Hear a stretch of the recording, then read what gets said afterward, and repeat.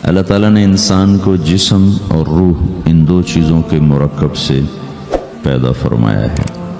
جسم کے بننے کا نظام اور ہے اور روح کے بننے کا نظام اور ہے۔ جسم کسی اور جگہ بنتا ہے اور روح کہیں اور سے آتی ہے۔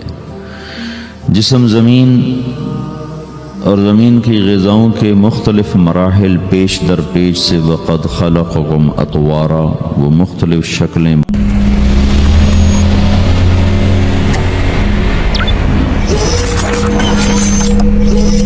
مولانا طارق جمیل صاحب کے بیانات سننے کے لیے انبریکیبل ایمان چینل کو سبسکرائب، لائک، کمنٹ اور شیئر کیجیے تاکہ میری ہر آنے والی ویڈیو آپ تک بآسانی پہنچ سکے۔ نیکی کی بات پھیلانا صدقہ جاریہ ہے۔ شکریہ۔ بدلتا بدلتا بدلتا ایک روپ میں ڈھلتا ہے، اور روح ایک لطیف اللہ کا امر ہے جس کا علم انسان کو نہیں دیا گیا۔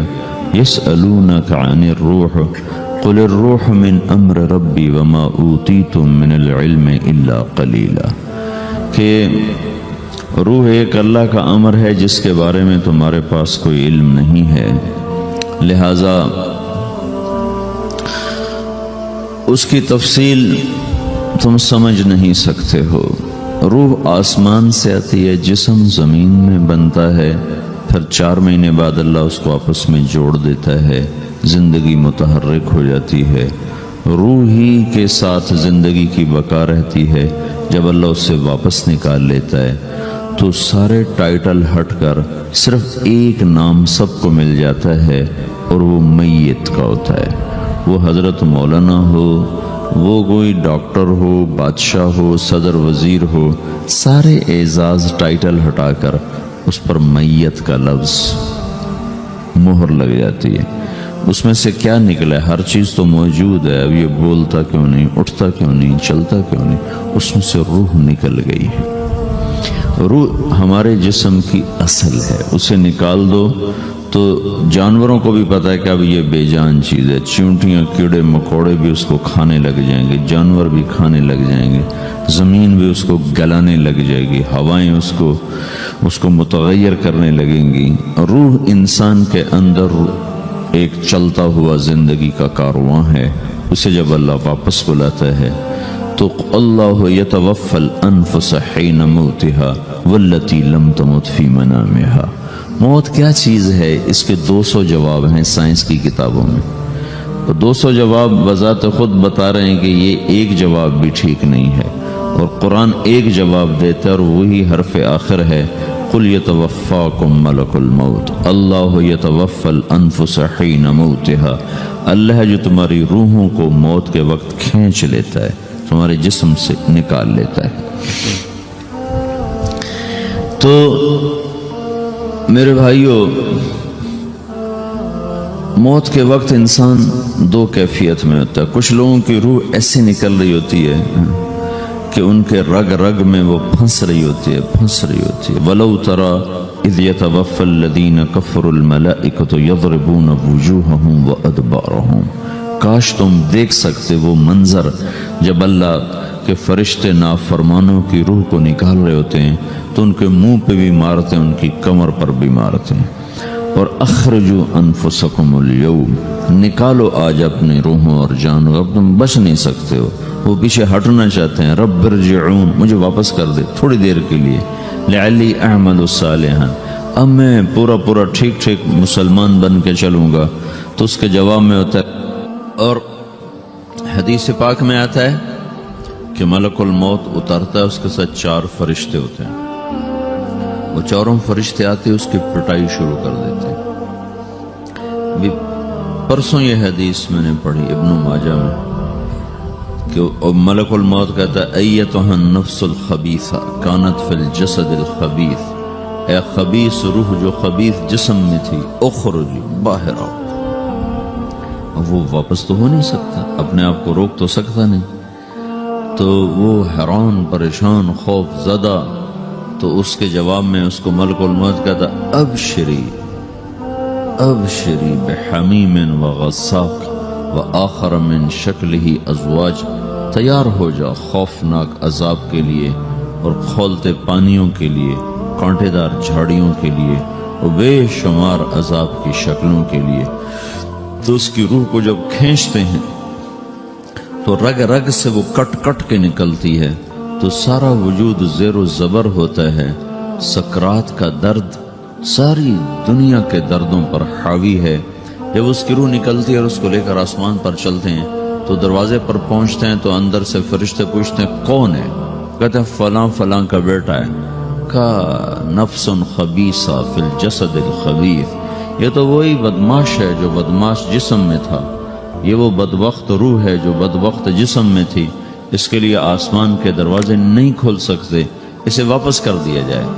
تو آسمان کے دروازے لا تفتح لهم ابواب السماء ولا يدخلون الجنة حتى يلج الجمل في سم الخياط، کہ ان کے لیے آسمان کے دروازے نہیں کھلیں گے اور ان کے لیے جنت کے دروازے نہیں کھلیں گے، پھر یہ وہاں سے نیچے گرائے جاتے ہیں جو اللہ کا قید خانہ ہے سجین۔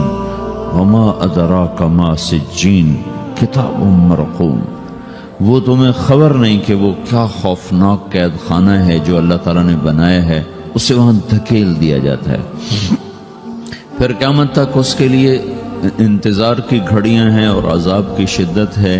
اور جب کوئی نیک آدمی اللہ تعالیٰ کے دربار میں جانے کا اس کا وقت آتا ہے تو اللہ تبارک و تعالیٰ فرماتے ہیں ان الذین قالوا ربنا اللہ ثم استقاموا تتنزل علیہم الملائکۃ الا تخافوا ولا تحزنوا وابشروا بالجنة التي كنتم توعدون نحن اولیاؤکم فی الحیاة الدنیا وفی الآخرة ولکم فیہا ما تشتہی انفسکم ولکم فیہا ما تدعون نزل من غفور الرحیم۔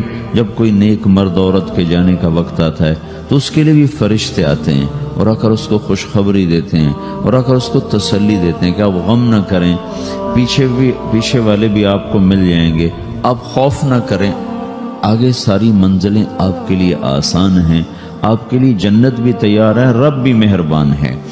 اور حدیث پاک میں آتا ہے کہ ملک الموت اور 4 فرشتے آتے ہیں، وہ 4 فرشتے اس کو سہلاتے ہیں، دباتے ہیں کہ موت کا درد اسے محسوس نہ ہو۔ اور ملک الموت فرماتے ہیں ایتھا النفس الحمیدہ کانت فی الجسد الحمید اخرجی، اے نیک روح جو نیک جسم میں تھی باہر آؤ، کیا کرو؟ وَأَبْشِرِي بِرَوْحٍ وَرَيْحَانٍ وَرَبٍّ رَاضٍ عَنْكِ غَيْرِ غَضْبَانٍ، آپ کو بشارت ہو آپ کے لیے جنت تیار ہو چکی ہے اور وہاں کی ساری نعمتیں آپ کے لیے میسر ہو چکی ہیں اور اللہ آپ پہ راضی ہو چکا ہے اور اللہ آپ پہ خوش ہو چکا ہے۔ اس پر اس کی روح کو نکالا جاتا ہے، پھر سارے فرشتے اس کو استقبال کے ساتھ جب آسمان پر لے جاتے ہیں تو اندر سے پوچھتے ہیں کون ہے؟ کہ فلاں فلاں کا بیٹا، فلاں فلاں کی بیٹی۔ کہتے ہیں نفس حمیدہ فی جسد حمید، یہ تو نیک روح تھی جو نیک جسم میں تھی، مرحبا بہی، اس کو ہم سب استقبال کس کا کرتے ہیں۔ اور ایک دم آسمان کے دروازے کھلتے ہیں، پھر وہ پہلا، دوسرا، تیسرا، چوتھا سارے آسمان پار کرتا ہوا اللہ پاک کے عرش کے نیچے کے جا کر، مرد ہے یا عورت، وہاں جا کر سجدے میں سر رکھتا ہے اور اللہ تعالیٰ فرماتے ہیں ہاں اس نے ہمیں خوش کیا، ہم اسے خوش کریں گے، اور اس کو عافیت کے ساتھ وہاں آسمان میں، پہلے آسمان سے لے کر اللہ کے عرش تک یہ سب ویٹنگ روم بنے ہوئے جہاں اللہ اپنے اپنے درجات کے مطابق جنت والوں کو ٹھہراتا ہے، اور وہ انتظار گاہ ہے اور وقت ختم ہو جاتا ہے، لہٰذا انتظار کی جو تکلیف ہے وہ بھی ختم ہو جاتی ہے۔ وقت ختم تو انتظار کا احساس ختم اور ٹائم کے گزرنے کا احساس ختم۔ تو جیسے اصحاب کہف کو اللہ نے غار میں داخل کر کے تو غار کے اندر سے وقت کو نکال کے باہر پھینک دیا، باہر 300 سال گزرے، اندر آدھا ہی دن گزرا تھا۔ وہ جب اٹھے ہیں تو وہ 25 برس کا نوجوان 325 سال کا ہو کے نہیں اٹھا، وہ 25 سال کی عمر میں اٹھا ہے، نہ ناخن بڑا ہے، نہ مونچھیں بڑی ہیں، نہ ان کی داڑیاں لمبی ہوئی ہیں، چونکہ تو زندہ تھے، مر نہیں گئے تھے، تو زندہ کے تو بال بھی بڑھتے ہیں، ناخن بھی بڑھتے ہیں، لیکن وہ اس طرح اٹھے کہ 300 برس گزر گئے اور 25 برس کا نوجوان 25 سال کی عمر میں اٹھا ہے، 20 برس کا 20 برس کی عمر میں اٹھا ہے، اور وہ کہنے لگے کم لبثنا، بھائی کتنا ٹھہرے ہیں؟ کہ یومن او بعض یومن، لگتا ہے کوئی دن آدھا دن ٹھہرے ہیں۔ وہ صحیح کہہ رہے تھے، باہر اللہ تعالیٰ نے وقت کی گھڑی کو چلائے رکھا اور اندر غار میں اس کو سوئچ آف کر دیا، نکال دیا، یہاں وقت کو داخل نہیں ہونے دیا۔ تو وقت کے گزرنے سے جو بھی اثرات مرتب ہوتے ہیں وہ ان پر مرتب نہیں ہوئے، تو وہ 20 آدھا ہی دن کے بعد اٹھے ہیں، باہر 300 سال، اندر آدھا دن۔ یہی کچھ اللہ تبارک و تعالیٰ برزخ میں کر دیتا ہے، وقت کو ختم کر دیتا ہے، گزرنے کا احساس نہیں ہوتا ہے۔ تو اس طرح میرے عزیزو، یہ دو موتیں ہر انسان دیکھتا ہے، یا وہ جنت کے فرشتوں کا استقبال دیکھتا ہے یا جہنم کے فرشتوں کی مار اور پٹائی کو سہتا ہے۔ رابعہ بصری رحمۃ اللہ علیہ کا انتقال ہونے لگا تو انہوں نے رات کو فوت ہوئی تو انہوں نے اپنی خادمہ کو بلا کے فرمایا کہ کسی کو بتانا نہیں، جب میں مر جاؤں تو پڑوس میں 2-4 کو بلا کر نا میرا جنازہ پڑھوا دینا، اور جس کرتے میں تہجد پڑھتی تھی وہی میرا کفن بنا دینا، اور صبح بے شک لوگوں کو بتا دینا، میرے مرنے کے بعد میری میت کو رکھنا نہیں، فوراً دبا دینا۔ تو جب ان کا انتقال ہوا تو انہوں نے پڑوس کے 2-4-10-20 آدمی بلائے اور ان کو تدفین تجہیز سب کچھ ہو گئی۔ صبح شور مچا کہ وہ رابعہ بصری کا انتقال ہو گیا۔ تو اگلے دن وہ خواب میں اس خادمہ کو ملی اور کہا، بیٹی تیری بڑی مہربانی، تو نے میری وصیت کے مطابق عمل کیا۔ اس نے دیکھا کہ انہوں نے ایک خوبصورت سبز لباس پہنا ہوا ہے، تو وہ فرمانے لگی، انہوں نے سوال کیا کہ آپ کے ساتھ قبر میں کیا ہوا؟ تو وہ کہنے لگی کہ میرے پاس منکر نکیر آئے تھے اور مجھ سے کہنے لگے، من رب کی، تیرا رب کون ہے؟ تو میں نے کہا، سبحان اللہ، 40 برس جس کو میں نہ بھلا سکی اس کو 4 ہاتھ زمین میں آ کے میں بھول جاؤں گی۔ ان کا 42 برس کی عمر میں انتقال ہوا تھا۔ تو وہ کہنے لگے، سبحان اللہ، جس کو میں 40 برس نہ بھلا سکی میں اسے 4 ہاتھ زمین کے اندر آ کے بھول جاؤں گی۔ تو منکر نکیر کہنے لگے، اس کا کیا حساب لینا؟ پھر انہوں نے پوچھا کہ وہ آپ کا وہ کرتا کہاں گیا تہجد والا جس میں آپ کو کفن دیا تھا؟ کہا، وہ اللہ نے مجھ سے لے لیا ہے اور میرے اعمال کے خزانے میں رکھ دیا ہے، قیامت کا دن میرا وہ کرتا بھی میرے ترازو میں تولا جائے گا، اور مجھے یہ لباس پہنایا ہے جو جنت کا لباس ہے۔ یہ بھی ایک موت ہے۔ اس طرح بھی لوگ مرتے ہیں۔ اور دوسری بھی ایک موت ہے، ہمارے علاقے کی بتا رہا ہوں، اپنے علاقے کی۔ ایک ذمہ دار مر گیا، اس کی قبر کھودی، ساری بچھوؤں سے بھری ہو، ایسے جیسے چیونٹیاں پھر رہی ہوتی، تو انہیں وہ بند کر کے دوسری کھودی، ساری بچھوؤں سے بھری ہو، پھر وہ بند کر کے تیسری کھودی، ساری بچھوؤں سے بھری ہو۔ قبرستان میں اتنے بچھو کہاں سے آ گئے؟ یہ زمین کے بچھو نہیں ہیں، یہ آخرت کی بلائیں ہیں جس کے ساتھ اب اسے قیامت تک رہنا ہے اور گزارا کرنا ہے۔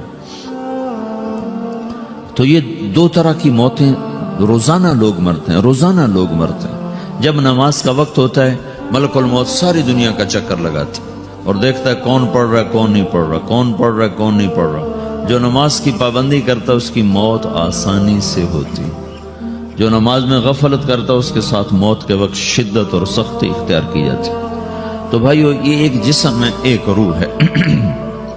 روح باقی رہنے والی چیز ہے، جسم مٹ جاتا ہے، پھر اللہ سے قیامت کے دن نیا جسم عطا فرمائے گا، ایک نیا جسم دیا جائے گا۔ روح وہی ہے جو اللہ کے خزانوں میں جمع ہو جاتی ہے۔